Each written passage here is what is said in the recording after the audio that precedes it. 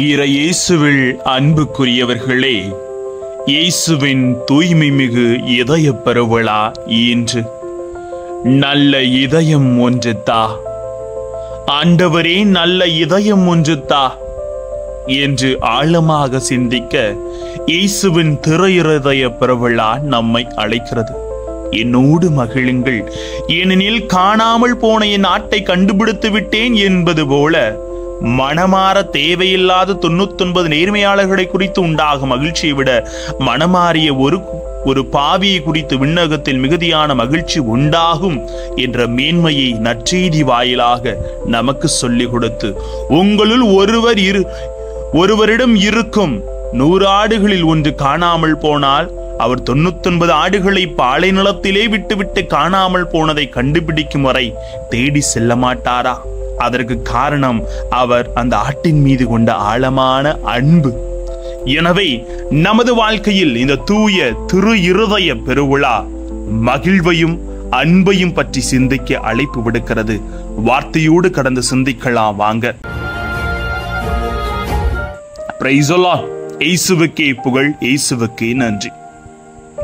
இறைவனின் அருட்கரமும் அருள் ஆசீரும் இயேசு கிறிஸ்துவின் தூய இருதய பெருவிழாவில் உங்களை நிறைவாக இறைவன் ஆசீர்வதிக்க உங்கள் ஒவ்வொருவரையும் வாழ்த்துகிறேன். அன்பில் இனியவர்களை, 1873 பிரான்ஸ் நாட்டில் பிறந்து 1897 ஆண்டு செப்டம்பர் மாதம் 30 விண்ணகமடைந்த புனித குழந்தை தெரசா அன்பிற்கு இலக்கணமாக வாழ்ந்த ஒரு புனித என்று இன்றளவிலும் போற்றப்படுகிறார். காரணம் என்ன தெரியுமா? அவளது அன்பு வாழ்விற்கு ஒரு அற்புதமான உதாரணமாக இதோ அவளோடு வாழ்ந்த ஒரு அர்ச்சகோதி எப்பொழுதுமே குழந்தை தெரசாவை கொடுமைப்படுத்திக் கொண்டே இருந்தார். ஆனால் குழந்தை தெரசாவோ தன்னை சபித்த அந்த சகோதரிக்காக ஜெபித்து அவர்களது நல்ல குணங்களை பாராட்ட துவங்கினார். அன்பு இனிய சொற்களில் மட்டுமல்ல, செயலிலும் காட்டப்பட வேண்டும் என்பதை உணர்ந்த குழந்தை தெரசா தன்னை கொடுமைப்படுத்திய சகோதரிக்கு நன்மைகள் பல செய்ய துவங்கினார். ஒரு நாள் அச்சகோதரி தெரசாவை பார்த்து, என்னை பார்க்கும் போதெல்லாம் மகிழ்ச்சியோடு செருக்கிறீர்களே, அப்படி என்னிடம் என்ன அழகை கண்டீர்கள்? நான் உம்மை கொடுமை மட்டும்தானே படித்துக் கொண்டிருக்கிறேன் என்று கூறிய பொழுது அதற்கு குழந்தை தெரசா, உங்கள் இதயத்திற்குள் வாழும் இயேசு மிகவும் அழகாக இருக்கிறார் என்று பதில் சொன்னார். அது முதல் அந்த சகோதரி குழந்தை தெரசாவை அன்பு செய்ய துவங்குகிறார். ஆமன்பில் இனியவர்களே, ஒவ்வொரு மனிதருக்குள்ளும் இறைச்சாயல் உண்டு. இதை வெவ்வேறு மதங்கள் வெவ்வேறு விதமாக சொல்லுகின்றன. கிறிஸ்துவம் மனிதர்களாகி நாம் கடவுளின் சாயலில் படைப்பட்டுக்கிறோம் என்கிறது. இந்து மதத்தின் அத்வைதா கோட்பாடு நாமும் கடவுளும் வேறு வேறு அல்ல என்கிறது. இஸ்லாம் ஆதாம் கடவுளின் அடிப்படை இயல்பாக இருக்கிறார் என்கிறது. ஒரு மனிதரை இப்படிப்பட்ட இறைச்சாயலின் பின்னணியில் பார்க்கும்போது அவரது பலவீனம் நம் கண்களுக்கு படுவதை விட இல்லை. அவர் எந்த அளவிற்கு மேலான தன்மையே தமக்குள்ளே தங்கியிருக்கிறார் என்பதுதான் நமக்கு முன்பே தோன்றும். அதன் பின்னணியில் அவரை மதிக்கவும் அன்போடு நடத்தவும் நாம் ஆரம்பிக்கிறோம். மனிதர்களுக்கு வாழ்வை தருவதற்கு, அந்த வாழ்வை முழுமையாக தருவதற்கு கடவுள் மேற்கொள்ளும் வழிதான் அன்பு. இந்த அன்பும் இரக்கமும் இருக்க வேண்டி இருக்கிறது. கடவுள் பக்கமும் இந்த அன்பு இருக்க வேண்டி இருக்கிறது. மனிதர்கள் பக்கமும் இந்த அன்பு இருக்க வேண்டி இருக்கிறது. மனிதர்கள் வாழ்வை தருவதற்கு இந்த அன்பு கடவுளின் பக்கம் இருக்க வேண்டி இருக்கிறது.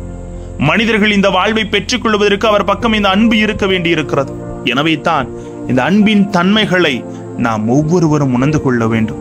எனவே இந்த இரண்டில் ஒன்று குறைந்தாலும் மனிதர்கள் இந்த வாழ்வை பெற போவதில்லை என்பதை நாம் உணர்ந்து கொள்ள வேண்டும். நல்ல ஒரு இதயம் ஒன்று தாய் என்று நாவால் பாடுகிறோம். நல்ல இதயத்தில் இரக்கமும் ஈகையும் உண்டு. நாசரேத் ஊரில் வாழ்ந்த இயேசு என்ற மனிதரின் இதயம் மனித இதயத்தின் மீது தந்தை கடவுள் வைத்துள்ள அளவில்லா பேரன்பை குறிக்கும் குறியீடாக இருக்கிறது. இயேசுவின் இதயம் எக்கணமும் அருள் சொரியும் அன்பு இதயம். இதை இன்றைய நற்செய்தி நமக்கு ஆழமாக படம் பிடித்து காட்டுகிறது. இயேசுவின் இதயம் காணாமல் போன ஒரு ஆட்டை மிகுந்த சிரமத்தோடு தேட தயை நிறைந்த இதயம். அந்த ஆட்டை தேடி கண்டுபிடித்தவுடன் அதை உறக்கச் சொல்லி குறித்து மகிழும் உன்னதமான இதயம். அத்தகைய திரு இருதயத்தின் மேன்மையை நீங்களும் நானும் அறிந்து கொள்ள வேண்டும். இயேசுவின் அளவற்ற நிபந்தனையற்ற அன்பை நாடிச் செல்லவே இறைவன் என்று நமக்கு அழைப்பு விடுக்கிறார். கடவுள் அன்பாக இருக்கிறார் என்று 1 யோவான் 4 வாசிக்கிறோம் என்பது தான் விவிலியத்தின் அடிநாதமாக இருக்கிறது. தொடக்கம் முதல் திருவழிபாடு நூடு வரை எல்லா புத்தகங்களும் கடவுளின் அன்பை பறைசாற்றுகிறது. கடவுள் தனி மனிதர்களை மட்டுமல்ல, ஒட்டுமொத்த இனத்தையுமே அன்பு செய்கிறார். இந்த அன்பின் வெளிப்பாடாக இஸ்ரேல் மக்களை பாதுகாத்தார், பராமரித்தார், அவர்கள் மீது பரிவு கொண்டார், கரிசனை கொண்டார், காதல் கொண்டார், அவர்களை ஆசி அளித்து அவர்களை வழி நடத்தினார். இந்த அன்பின் இயல்பு என்பதை மனிதர்களை தான் எந்த அளவிற்கு அன்பு செய்கிறோம் என்பதையும் கடவுள் நமக்கு இன்று சொல்லித் தருகிறார்.